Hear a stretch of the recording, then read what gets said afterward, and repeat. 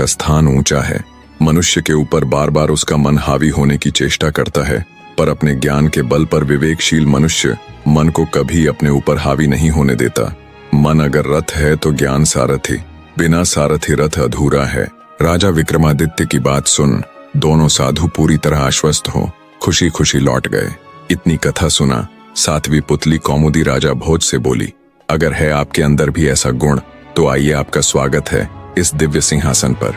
महान राजा विक्रमादित्य की एक और कथा सुन राजा भोज एक बार फिर खुद को बड़ा तुच्छ अनुभूत करते हैं।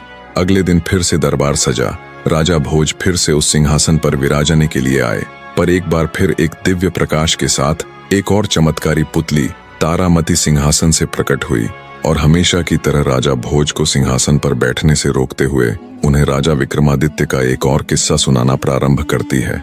एक धूर्त तांत्रिक हर रोज एक सुंदर कन्या के साथ सहवास करता था। दरअसल उस तांत्रिक ने उस बला की खूबसूरत कन्या को अपना बंदी बनाया हुआ था। उस धूर्त तांत्रिक के पास जल के 2 कलश थे जिनमें जादुई जल था।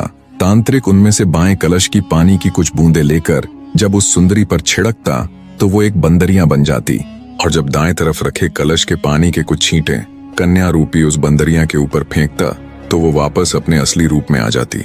ये सब बहुत लंबे समय से चलता आ रहा था। साधु जब दिन में बाहर जाता तो उस सुंदरी को बंदरिया बना देता, और जब रात में वापस अपनी कुटिया में लौटता तो फिर से उसे सुंदर कन्या बना देता और उसके साथ खेलता। वो नवयुवती तांत्रिक के इन कुकर्मों से बहुत हताश थी, पर उस बेचारी के पास कोई रास्ता न था। अगर वो साधु के जाने के बाद बंदरिया के रूप में वहां से भाग भी जाती तो हमेशा के लिए वो बंदरिया बनकर ही रह जाती। अब कम से कम रात के समय तो उसे अपना असली रूप मिलता है। मन में ये विचार आते ही वो वहां से भागने का इरादा त्याग देती।